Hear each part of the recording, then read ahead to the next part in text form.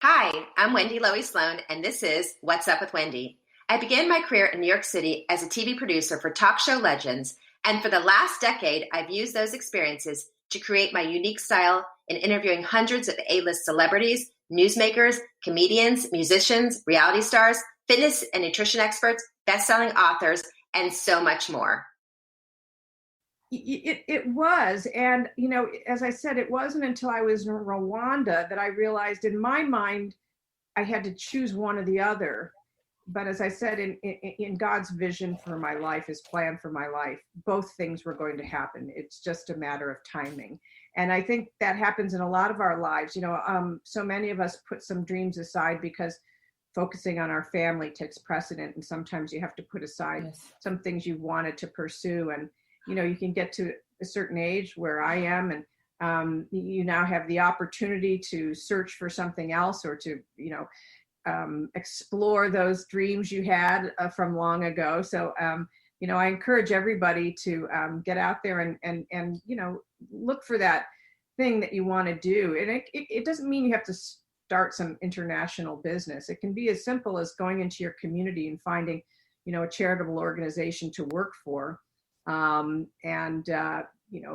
Using skills that you maybe learned as a parent or that you haven't been able to use them out in the world now for your community, or going back to school. We've learned since the pandemic that we can do a lot online, and there's an awful lot of affordable classes online where you can figure out what you want to do by taking a few classes. You can listen to podcasts. There's all kinds of ways that you can figure out what it is you want to do or how to use those gifts that maybe you've had to put on the shelf for a while.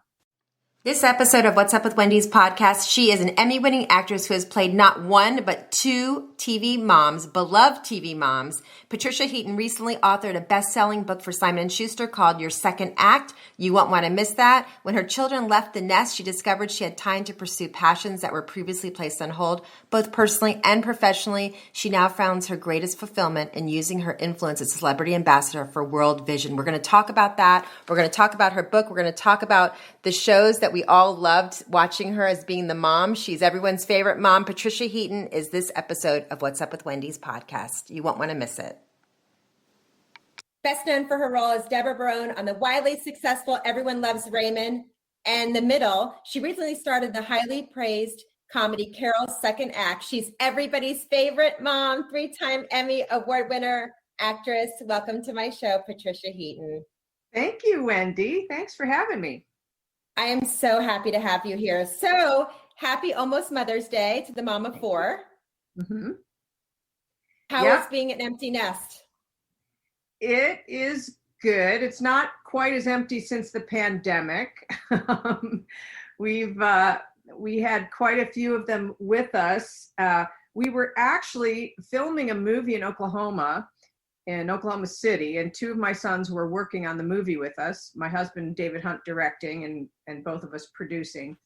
When the pandemic shut everything down, so we had to shut the movie down before we finished it.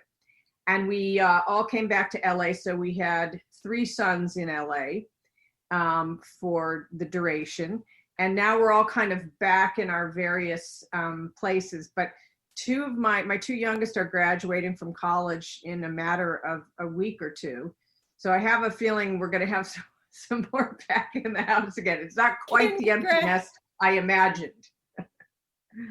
Congratulations. So hopefully it won't be virtual, right? No, actually, I was kind of hoping one of them would be virtual, because now we have to go to Columbus and then 2 days later go to LA, because they're on two opposite ends of the country. So, and they're both in person. So, oh my gosh. Yes. But at least they're not on the same day. At least they're far enough apart that we were able to get to both of them. So that's good. Oh my gosh, thank God. Well, I had become an empty nest, and then COVID happened. So I had mine college kids home too. So I understand that was where the silver linings in this, right? Well, I think so. I think we're all, we're kind of thrilled that we all got to be back together again. And we couldn't really do anything except watch TV together and eat and swim. So it was kind of an extended family vacation, which was nice. I know it's a good way to look at it. So, I mean, okay, thank goodness we didn't have little kids. I mean, I really felt for the parents who had like toddlers during this whole thing, or preschool kids or elementary school kids. That had to be hard. Yeah, I was thankful that I did not have that as well, and it felt for them too. Yes, Yes. and these poor teachers that were working so overtime. Yes. Along with everyone on the front line. So, Patricia, the series, the Carol's second act that led you to author your book, the second act, your second act. What a book! What motivated you for this book? You, in the beginning, you share your own story. Yes, in sort of researching for Carol's second act, I thought, I read a lot about different people doing different things and making pivots in their life, either out of necessity. They had some kind of financial catastrophe and they needed to do something to resolve it, something different, or just a calling, something that happened in their family that opened their eyes to an area that needed, attention.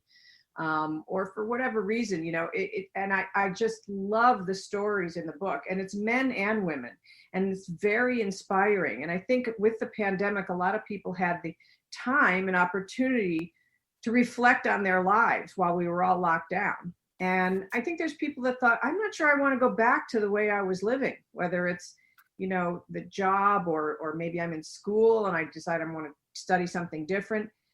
So I think it was an opportunity for all of us to take a look at our lives and maybe think about making some changes. And I think your second act, my book, which now is out in paperback, is a wonderful sort of way to get inspired and get some tools to start thinking about making changes in your own life. I think I happen to agree 100% with you. I hope a lot of things, I think the pandemic was good for many ways. And I think it was good for all of us to have a little bit of a timeout, maybe a little bit longer timeout than we wanted, but for us to reflect on what's really important, what really matters. And the 14 different stories that you share in your second act, your book, which is now in paperback, which is so exciting. I love those stories. And I love that you talked about your own life first. And can you tell us about your mission trip to Mexico, to the orphanage that really changed you? Yes, I always my dad always was kind of a nervous guy about money, yet it never stopped him from, making charitable contributions to different, missions, Catholic missions and things. And so that's always sort of been a part of my family tradition growing up. And I had the opportunity to go work at an orphanage in Mexico just for a weekend outside of Tijuana. And it really completely changed my life. At that point, I was still struggling as an actor. And when I worked, just for that couple of days, I realized I could let go of the acting and that I could go back to Mexico and work in that orphanage and be completely fulfilled and feel at peace about my life and what I was doing. And so that was a huge motivation for me. And when I came back to LA from that little trip, I really sort of, said to God, if you want me to, I'll go back to Mexico and work. I'll just give this over to you. You tell me what you want me to do. I'm getting some auditions, so I'll keep doing those if you keep those coming, or I'll go back to Mexico, just, open that door really wide and make it clear. And I didn't realize until last year when I was in Rwanda with World Vision, the charitable organization I now represent, I realized that I didn't actually have to make a choice, that God really gave me both. He gave me a wonderful acting career, which then gave me a platform to promote World Vision, which is one of the largest charities in the world and the largest provider of clean water. So I realized it was just a matter of timing, and that he allowed me to have this wonderful acting platform. And, in his economy, I mean, for me, that was fulfilling an artistic dream, but in God's vision for my life, it was going to be able to help many more people in the world get clean water and hygiene and education and all those things. So, it really, I'm extraordinarily blessed to be able to have both things. It really is a blessing. And I like that you asked for which one of these should I do? And your path just got led for you so beautifully. And you had that must have been such enormous peace for you. It was. And, as I said, it wasn't until I was in Rwanda that I realized in my mind, I had to choose one or the other. But as I said, in God's vision for my life, his plan for my life, both things were going to happen. It's just a matter of timing. And I think that happens in a lot of our lives. So many of us put some dreams aside because focusing on our family takes precedent. And sometimes you have to put aside some things you wanted to pursue. And, you can get to a certain age where I am, and you now have the opportunity to search for something else, or to, explore those dreams you had from long ago. So, I encourage everybody to get out there and look for that thing that you want to do. And it doesn't mean you have to start some international business. It can be as simple as going into your community and finding, a charitable organization to work for, and using skills that you maybe learned as a parent or that you haven't been able to use them out in the world now for your community, or going back to school. We've learned since the pandemic that we can do a lot online, and there's an awful lot of affordable classes online where you can figure out what you want to do by taking a few classes. You can listen to podcasts. There's all kinds of ways that you can figure out what it is you want to do, or how to use those gifts that maybe you've had to put on the shelf for a while. Right. And this is the time to do it. If this pandemic didn't teach us that, I don't know what it did teach us, but find your own passion, whatever it is, and listen to this podcast with 3-time Emmy Award winning Patricia Heaton. Okay. So Mother's Day is here, and we understand you designed something very special for the World Vision gift catalog. Tell us about that. Well, this necklace that I'm wearing, it was designed by artisans in India, which is really struggling right now with the pandemic. It's got a beautiful druzy stone, a tassel, and a starburst charm. And I've just been so privileged to be able to work with these artisans and put these in the World Vision gift catalog at worldvisiongifts.org. And they have many wonderful things, scarves and totes and kitchenware and tableware and all kinds of beautiful things that you can order as gifts. So not only will you be getting a wonderful gift, but the price of that gift will be going directly to help families support themselves, get education, hygiene, all kinds of things that we take for granted here. So it's a wonderful way to do it. And, for Mother's Day, you could actually order one. It takes 2 weeks to get there. So if you don't get it ordered in time, there's an e-card that World Vision can send to you that you can give to your mother saying your gift is coming. So even if you can't get it right in time for Mother's Day, she can still receive it and know that it's coming. So I think it's a wonderful way both to, bless somebody, with a wonderful gift, and also continue to do good in the world. It's beautiful. It looks beautiful on you. You've been a celebrity ambassador for World Vision since 2015. What a wonderful organization that is. Thank you for sharing that with us. So many things to talk to you about. I know we don't have a ton of time, but 9 seasons on Everyone Loves Raymond. Best part, can you pick a best part? Well, I mean, it's so much fun to have a job where you have to laugh every day and you make each other laugh. I mean, really, laughter is the best medicine. And every day we just had so much fun. I think everyone, when they go to work, should be applauded, because it really lifts you up. And, especially with Raymond, I was able to bring the kids to work with me. We worked. We had every 4th week off. So once a month we had a week off, and then we had 4 months off in the summer.